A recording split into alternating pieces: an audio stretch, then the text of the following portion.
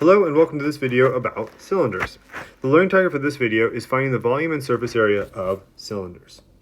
So first things first, we have a picture of a cylinder. Let's go over a core idea. All right. And now a core idea is that volume is equal to what I like to call the base area times the rest, or times height. Let's just go height. All right, so that's our core idea behind volume, is that we find the base shape, whatever that might be. If we can find the area of that, then we just have to times it by that third dimension, which is height. So when we look at it in that regard, being able to find the volume of a cylinder isn't actually that bad. So what it boils down to, what this means is that we have to find the area of the circle,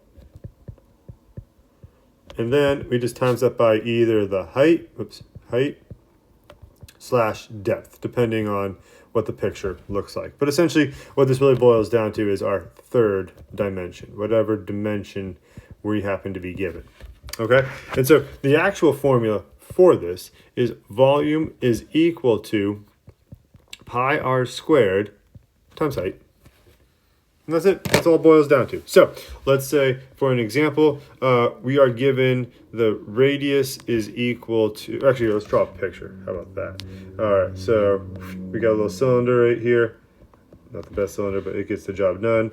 All right, the radius is equal to 4. Our height is 6. We want to find the volume. So we just plug it on in there. V is equal to pi 4 squared times 6. Well, that's pi times 16 times 6, which is pi times 96. Let me confirm that. 16 times 6. Yeah, 96. Times that by 3.14. And so our volume is equal to 301.44 units cubed, because we are dealing with volume. All right. Now, if we wanted to, we could have just essentially left it at this and said it's equal to 96 pi units cubed if we want to be exact, quote unquote, there. All right. Let's do another example real quick. This time, let's say that our diameter is equal to 11 and then our height is equal to 12. All right. So let's, 11, I don't know, I got a decimal point there. It doesn't really matter. All right, so the thing I got to realize first is that my diameter, well, I don't want to use the diameter, I want to use the radius. So to go from diameter to radius, I just cut it in half, and so I'm going to have 5.5. Now, again, I just plug that into my formula, so pi times 5.5 squared times 12. I'm going to multiply this all out, so 5.5 squared times 12 times 3.1, actually I won't do that yet. There we go. So 363 pi, and again, if I want to, I could say units cubed, and I can walk away from it giving an exact answer, or I can times that by 3.14, and it is 1139.82 units cubed. Either one will work. All right, now, yeah, that's the volume, okay? And just real quickly, you can kind of talk about this idea of depth. You could be given a picture where the circle looks like this, and then, like, you know, your cylinder, oof, okay, all right, I'm not the best at drawing it, but maybe you can kind of see how you could call this, like, depth instead of height, but the idea is still the same. You're taking the base area, this circle, and you're timesing it by that third dimension. All right, now, that's the easy part. The harder part is going to be finding the surface area.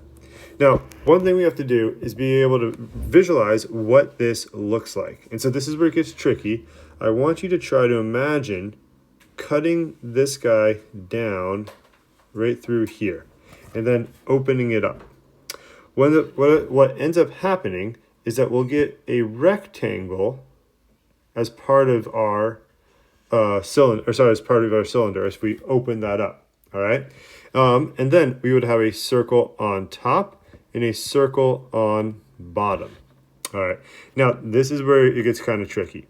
All right. Well, actually, the one part's pretty easy. All right. The area of the circle is just pi r squared. Pi r squared. That's not that big of a deal. Okay. And then this is height, and so that's also going to be height. But what we got to figure out is this part right here. Okay? Now, that blue line came from here. So what that means our blue line is, the blue line, well, that's just our circumference. So I'll write that whole thing out because it looks like I'm saying circle. Circumference. So if I want to find the area of this rectangle, I have to use that circumference formula, or 2 pi r times height. That gives me the area of that rectangle. So the formula I need for surface area of a prism, sorry, not a prism, of a cylinder, is going to be the area of the top and the bottom circle. So that's 2 pi r squared. All right, that's the area of a circle. We're doing it twice, so that's why there's a 2 there. Plus the area of the rectangle, which is 2 pi r without the squared, times your height. All right, so now let's take a look at an example. Let's put some numbers on this and see how we could use this formula. So let's go over here. We'll draw a cylinder really quickly. All right, here's our radius. Let's say our radius is 6, and then our height here is, that looks like that might be a height of 14. Okay, so anyways, we now have our dimensions, and that's all we need. So I need to figure out the area of this top circle and this bottom circle, which I will do by going pi r squared, but then I'm going to be timesing it by 2 because there's 2 of them, plus, again, the 2 pi r h. Let's plug in our numbers. So that's 2 pi times 6 squared plus 2 pi times 6 for our radius times 14, which is our height. Now it just boils down to plugging in the numbers and crunching them. So 6 squared times 2 times 3.14.